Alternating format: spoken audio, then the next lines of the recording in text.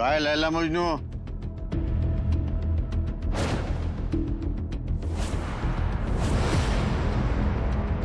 दिशा madam, तुमचं काम झालंय.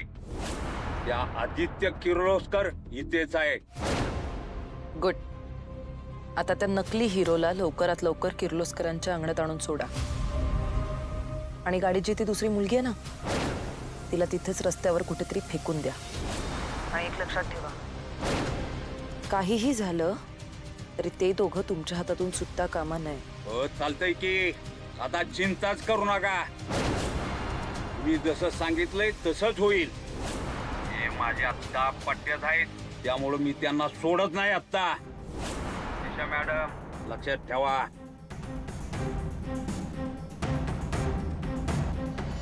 हे बघा, तुम्ही प्लीज बाजूला व्हा. मी ऑलरेडी प्रॉब्लेम मध्ये आहे, मला अजून त्रास देऊ नका. गाडी काढा. ए इकडे या रे सगळे. या रे गाडीला.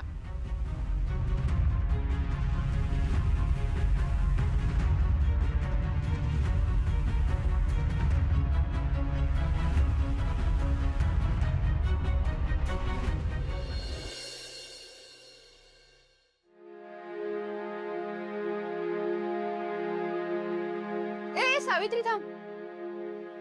काय ग, कुठे होतीस तू? चहा द्यायला गेले होते खाली. हो का?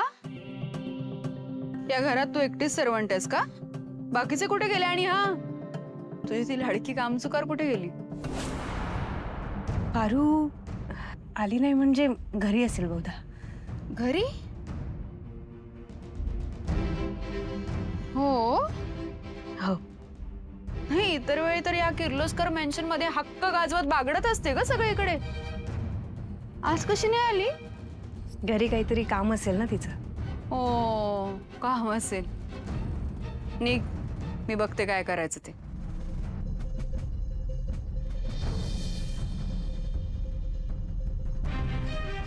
पारू आज घरी आली नाहीये.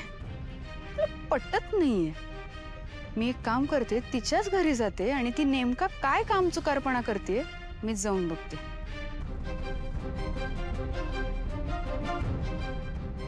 एक मिनिट. पारू घरात नाहीये हे ठीक आहे, पण आमचे महाशय तरी घरी आहेत का? हे दोघे मिळून मी एक काम करते, आदित्यच्या रूम मध्ये आदित्य एखादी चेक करते.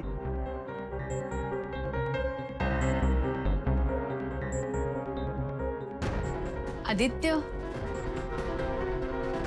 आदित्य, आदित्य.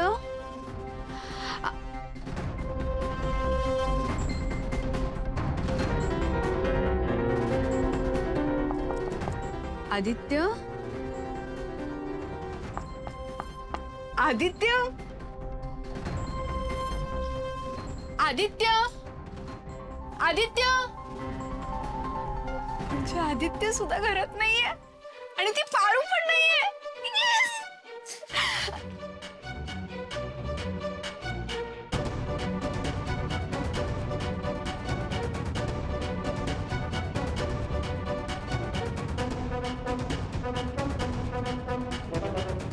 दामिनी, आता परत चूक नाही हं?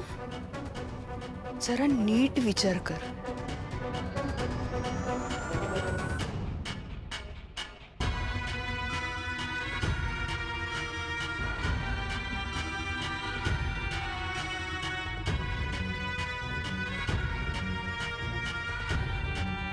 आदित्य पण त्याच्या रूम मध्ये नाहीये आणि पारू सुद्धा नाहीये. म्हणजे दोघं मिळून पळून तर नसतील ना गेले. मी एक काम करते, आत्ताच्या आत्ता जाते आणि वहिनीने जाऊन सांगते. नको, आता नको सांगायला. मी जर असंच सांगितलं तर कन्फर्म माझाच गाल लाल होणार. त्याआधी प्रूफ गोळा करते. खरंच पारू तिच्या घरी आहे की नाही ते चेक करते आणि मग वहिनींकडे येते.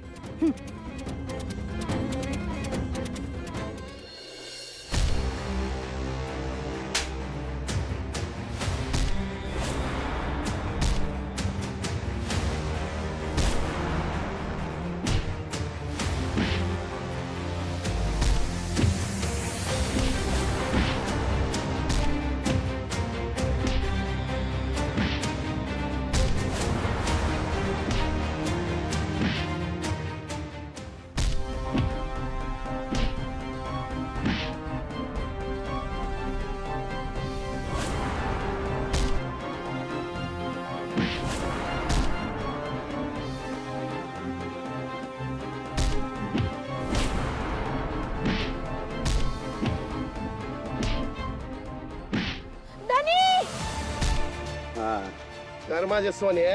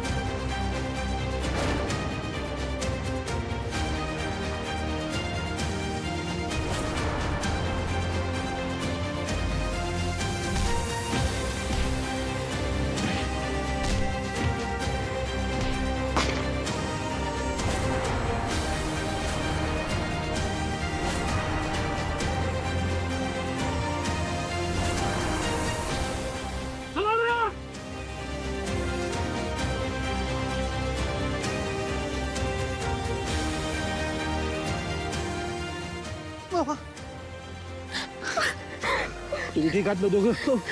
धनी तुम्ही ठीक आहात ना? मग आबासाहेब तुम्ही ठीक आहात ना? पारू, तू आता याला धनी म्हणालीस? हा काय प्रकार आहे नक्की? मला खरं खरं कळलंच पाहिजे. नेमकं काय सुरू आहे तुमच्या दोघांमध्ये? काय लपवताय तुम्ही?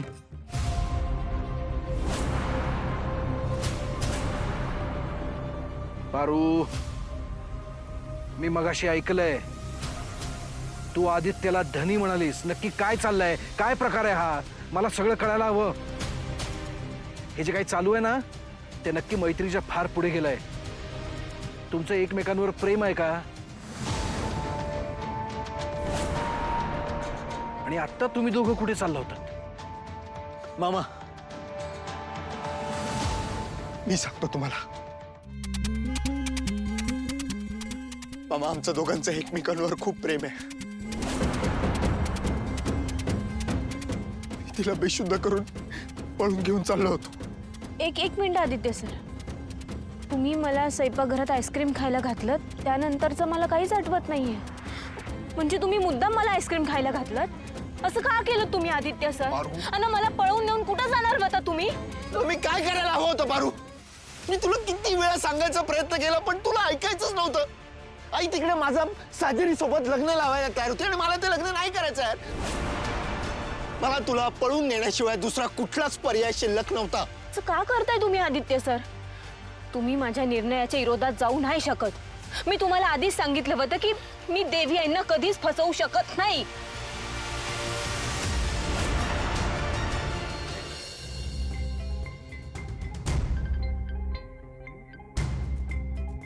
काय रे मारुती, चहा नाश्ता वगैरे झाला ना?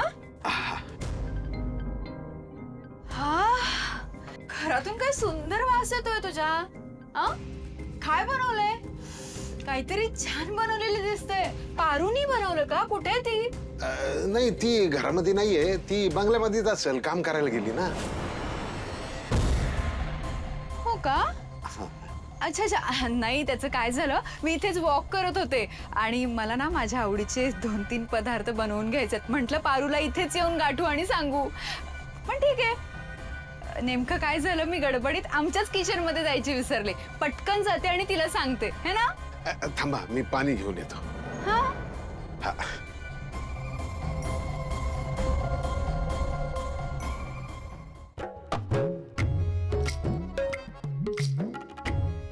आता वहिनी,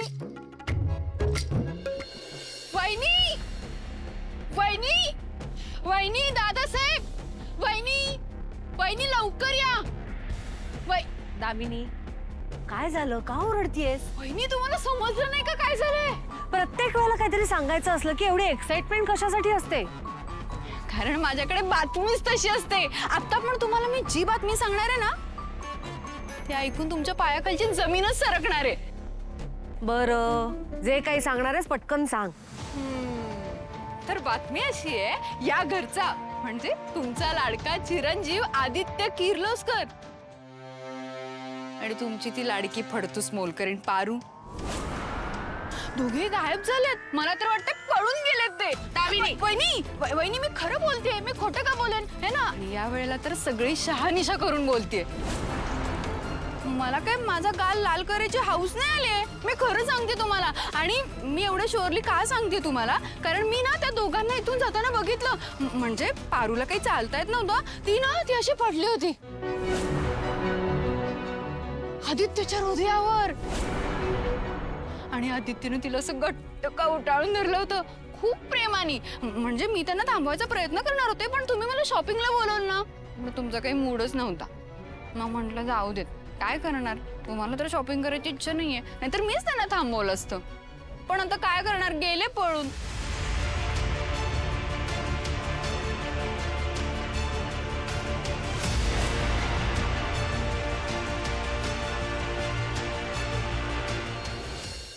तुम्ही लई मोठी चूक केली आहे आदित्य. आपण असं पळून यायला नको होतं. पारू तुला कळत का नाही, आपल्याकडे दुसरा कुठला पर्यायच नाहीये यार. आणि मी तुला सांगतोय, आता आपल्याला मागे नाही जाता येणार. आई आपलं नातं कधीच स्वीकारणार नाही. पारू म्हणते ते अगदी खरं आहे. हे सगळं अहिल्याला सांगायला हवं होतं. माझी बहीण सत्याच्या मार्गावर चालणारी आहे. तिला खरं कळल्यानंतर तिनं प्रेमाचा स्वीकार नक्कीच केला असता. पण तू असं फसवून पारूला पळवून न्यायला नको होतस. आणि आता जर हे सगळं अहिल्याला कळलं ना, तर तिला खूप मोठा धक्का बसेल आदित्य.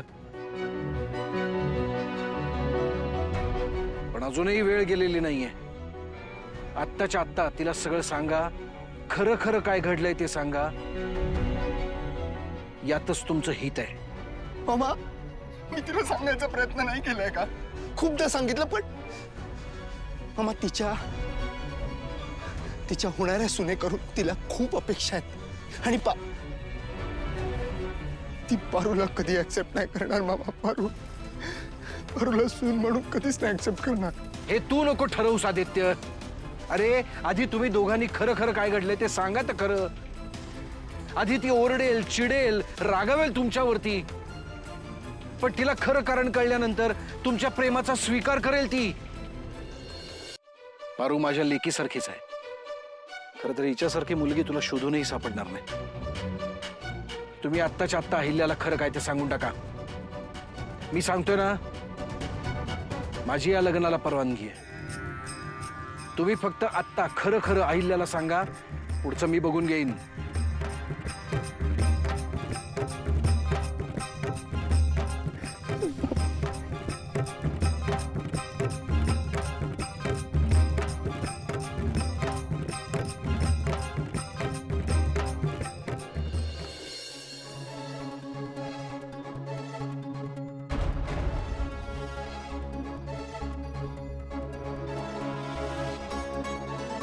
आदित्यचा फोनही लागत नाहीये. आणि पारू बेशुद्ध होती म्हणजे नक्की काय झालं असेल. असं न सांगता कुठे गेला आणि फोनही लागत नाहीये त्याचा. मला असं वाटतं की पोलिसांना फोन करायला हवा. करेक्ट वहिनी, मी म्हणते तुम्ही नका करू, मी करते. काय ना, मला आपल्या आदित्यची खूप काळजी वाटते. एक काम करूयात, मीच फोन करते पोलिसांना. हा नाही आई, मला असं वाटतंय ना की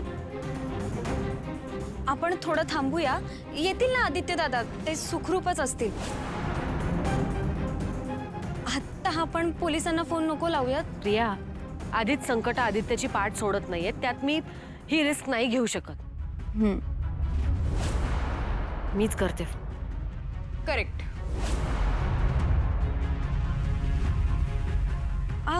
आई, आदित्य दादा आले.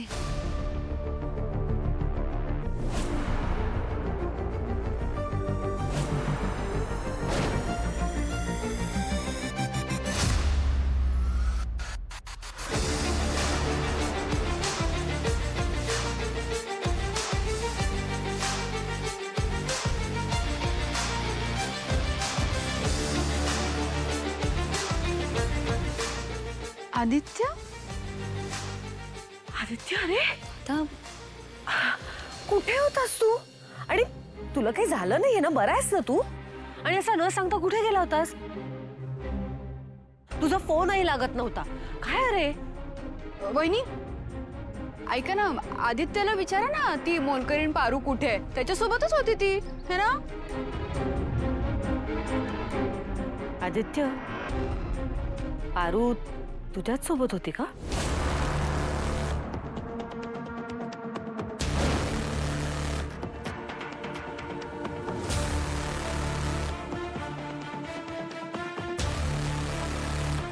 आबा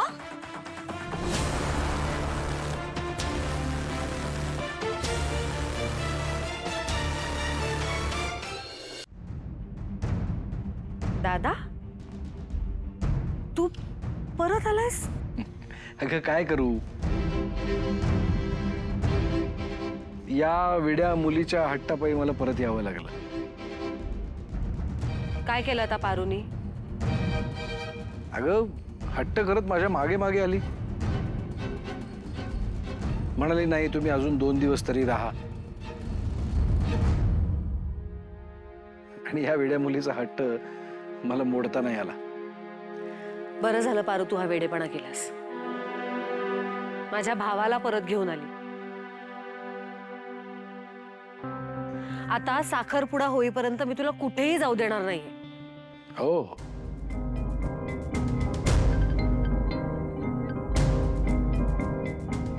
हो. आता नवीन नाती जोडल्याशिवाय मी काही इथून जात नाही.